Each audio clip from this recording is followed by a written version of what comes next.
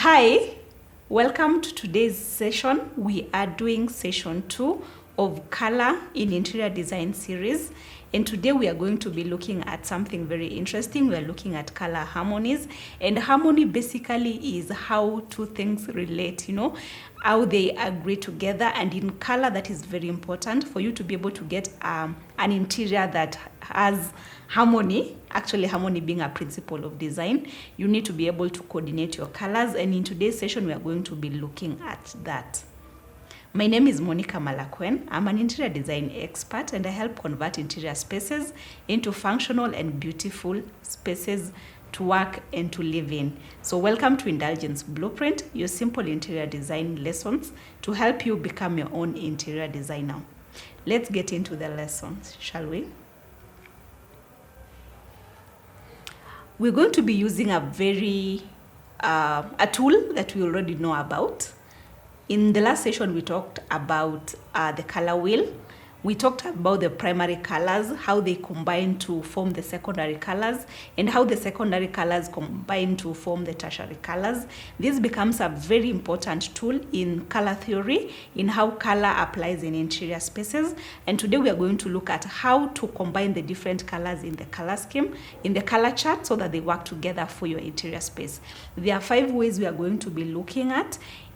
Regardless of your design style, regardless of your personality. I know some of us love a lot of color, some of us are very chilled out, but with the color wheel, you're able to select colors with the principles we are going to learn in a way that is going to work for your particular style.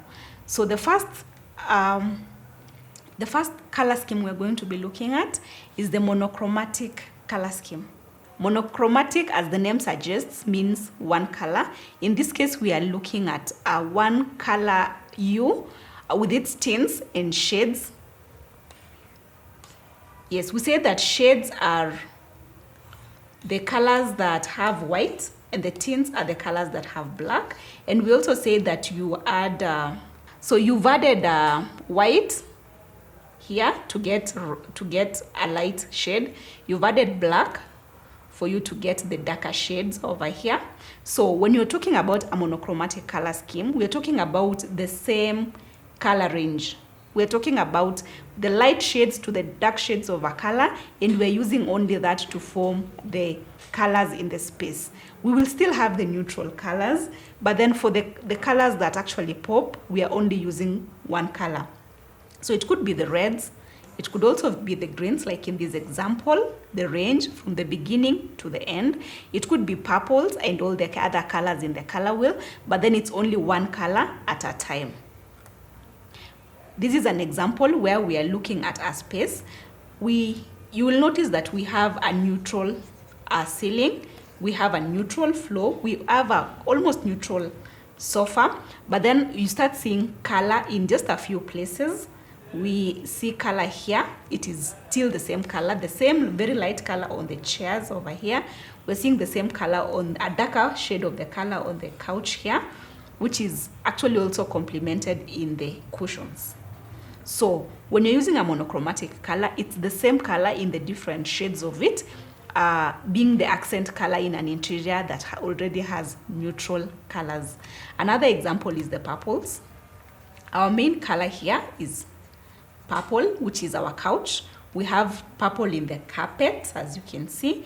And then we've also introduced the same shades of purple, different shades, with the neutrals on the wall art. And as you may notice, it's also the same color that is still there on the curtains. Okay, so that is how monochromatic color scheme work. Again, on the black, you can see that we have blacks, grays, and whites. It's just a gradient of color, same color, but then utilized in different shades to form interest in the space. I'll be very quick to note that when you're using a monochromatic color scheme, notice that we use a lot of pattern. And these are what will eventually bring interest. You see in the flow as well here, that brings interest into that space. So if you're going to be using monochromatics, be careful to also introduce pattern. We'll be talking about pattern in detail later, but always introduce pattern in your monochromatic color schemes so that you can have interest, because they may end up becoming really boring. The next color scheme that we're looking at is the complementary color scheme. I love complementaries. They can be very bold, so you have to be careful, but there are only two colors. These colors are usually opposite each other in the color wheel, directly opposite, as you can see. Yes, if it's a blue, then we are talking about orange. Blue goes to orange. Green again goes to red. These are complementaries. They are directly opposite each other on the color wheel. So if you're going to be you are introducing color, let's say our color of choice is color orange. So if you're going to be using the complementary color scheme, then you pick blue. And again, we've said that blue can have the different shades and tints, you know, and tones. So you can actually be able to vary that. Don't be restricted much. But the base color is blue. So it's orange complemented by blue, yellow complemented by purple, and green complemented by red, and all the colors in between. An example, these are colors, blue and yellow are colors that are opposite each other in the color wheel, and they've been incorporated in this color scheme. Okay, in this space, we have a white with texture wall. We have a dark gray floor. Yes, we have a gray couch, but then the accent colors, and the accent I'm talking about, the few yellows you see. You can see yellow in the wall art. You can see yellow in this accent chair. You can still see yellow in the vase, and it's just bringing in the two different colors in a way that makes it very interesting. Yes, the purple has been utilized in the curtain, and a bit of even on the vases, as you can see. It's a yellow vase that introduces purple flowers, so that way you can bring in the two colors in a way that creates interest in the space. We are also looking at the same concept, complementary color schemes. We said blue complements orange, or rather orange complements blue, whichever way you look at it. So we have a blue couch, and we have an orange throw cushion to complement that. Notice that the same color orange is repeated here on the wall art, and also repeated in the flowers. We will talk about a principle called continuity that shows us why we keep repeating the same color. There's continuity, there's repetition. Yes, so we'll be looking at the principles later, but you will notice that when you use a color, it's advisable to use it more than one time in a space so that there's interest, there's rhythm, you know, there's movement in your space. These other example also is just the same concept. We have a blue couch, we have an orange throw cushion. Again, you'll notice that the two oranges between this one and this one are a bit different, and we talked about that. So you do not have to be don't be stuck at a particular shade of a color. You can vary it, but depending on your color, your design style, you can see this one has more character. A pattern here is introduced. You can see a throw over here. It's also neutral because you want to continue with the theme. You'll notice that a bit of the color is also incorporated on the flow. Can you see that? Yes. So as I said, keep moving your color around. It helps move the eyes around the space. The next color scheme we're looking at is the split complementary color scheme.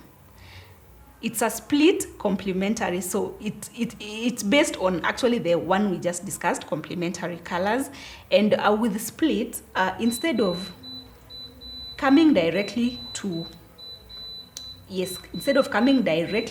the opposite color, you are now getting here and splitting it so that you have two different colors. Okay, the colors that are next to it on the color wheel. If you're looking at blue, for example, instead of going directly into orange, you are going to the colors that are next to it. Okay, these and these. So Unlike in the direct complementary, where you would have come to the color that is here, you're now going, you're splitting it, and you are kind of forming a Y. Okay, so when you think about split complementaries, always think about a Y.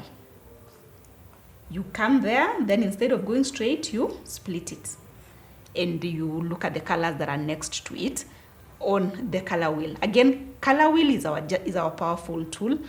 You may want to get a printout every time you're thinking about choosing color for any space, and even for any form of design. In graphic design, in fashion design, the same principles apply. So if you're thinking of choosing colors, pick a color wheel and then follow the principles I'm teaching you. So yes, when you're thinking about a split, think about a Y.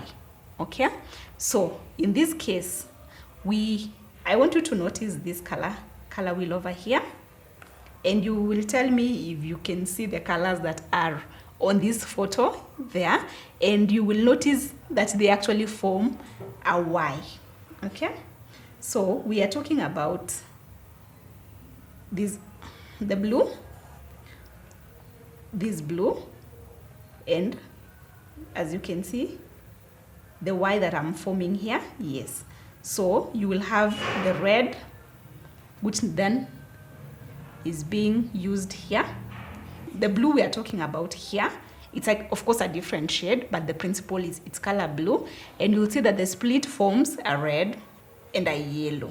Okay, so that makes a split complementary. You can see that it's a very interesting color scheme actually, and it allows you to bring more than 2 colors into the space. You can bring in 3 colors, and that still works. If you are using a gray, a black, or a neutral color couch, that would have allowed you to even have more color in terms of the decor. You'll notice that the red in a different shade is also brought here and also here. Okay, yes, so the principle is the color, in this case the main color being blue. Yes, the main color being blue, forming a Y to complement it with red and yellow. The next color scheme we are going to look at is the analogous color scheme.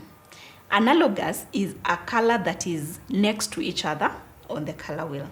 Again, you pick your favorite color, you pick your base color, you pick your first color, and then you look at the colors that are next to it on the color wheel. I spoke about your own personal taste, your own personal design style. So if I was a hyper person and I love red, I would be beginning with red, and then I'll look at the 2 colors next to red. It could be on either side, it could be on one side. But then you start by, you pick one color, and then you go to the colors next to it, and you could also go the other way and choose the other colors next to it on either side. So 3 colors that are next to each other on the color wheel. Here is an example of the varieties that you are able to achieve. You see, this is a green. This green, you go this way and you have those 3 colors. This one begins from here, from this yellow, and then goes the other way and gives us those colors. If you're beginning from blue here and you go this way, these are the colors that are next to it on the color wheel. So it's the 3 colors next to each other on the color wheel. Simple, right? Yes. So if you want to, what normally happens with this is if you're going towards the warm colors, you will end up having a very brilliant, space. And if you're going to the dull colors, you may end up having a very dull space. But you can strike a balance. You can attempt to strike a balance by starting from, if you start with the reds and you go towards, like in this example where you're having a bit of, it's somewhere in the middle. It's not too dull, it's not too bright. You can also be able to have that. So depending on where you start, you can be able to have very many different varieties, and that is illustrated in this. This is an example where we have blue and purples. They are next to each other on the color wheel. Will you notice on the side, on the color wheel, here by the side, we can see that the blues and the purples are here together, depending on where you start. You can also have started from here, and you can notice that they are next to each other. on the color wheel. Okay, so it's 3 colors next to each other on the color wheel. We have the blue here, we have, you know, a different shade, we have the purples. The purple is also incorporated on the wall. Notice the purple is repeated on the flower, on the vases. Even the styling over the shelf over here, you will notice that you will still see the same colors. Okay, and in this case, most of the color scheme is made of purple, and therefore you will see that blue is repeated quite a few times so that that color scheme works together. Another example, again, I said if you're picking the brighter colors, we are talking about the oranges in this case. Look at an example where we are using orange, we are using yellow. Okay, this is orange, this is yellow, and we have red. Very bright, right? Yes, so we will talk about how color affects moods. So that is some of the reasons why you could choose such color schemes. But also you notice the use of neutrals, like the walls, you know, the couch, the table. They also have a very toned down color, so that when you now start bringing in the bold colors, that is the red, the oranges, and the yellows, which are next to each other on the color scheme, and we are talking about an analogous color scheme, that is how it works together in a space. Next, we are going to look at the triadic color scheme. Triadic, as the name suggests, are colors that are equidistant in the color wheel. They form a perfect triangle. Yes, they form a perfect triangle. So you'll have equal number of spacing between those colors. So simply form a triangle, rotate that triangle. If you turn this triangle and the head is facing here, you'll have something that faces the other direction, and the 3 colors that form the peaks of it, those are the colors that form the triadic color scheme. Okay, so for example, we have blue, just as illustrated here. We have blue, yellow, and red, and you can use those in a room to actually form a very interesting color scheme. I like it. So we are having the blue, we are having red, and we are having yellow, forming a triadic color scheme in this interior. Again, you can vary the type of colors you choose depending on where your triangle lands. Okay, so you just again, we go back, you rotate the triangle, whichever way you rotate it. If we're starting from there, okay, yes, you just rotate the triangle, and where the peaks of it lands, that gives you the colors that will form the triadic color scheme. Again, the same concept being used here. This is a bed, and we have the blue, we have the yellow, and we have the red, forming the triadic color scheme.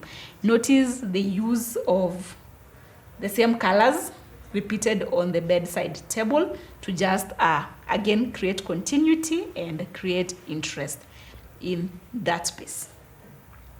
Finally, we are going to look at the Tetra, tetraidic color scheme. It's a mouthful.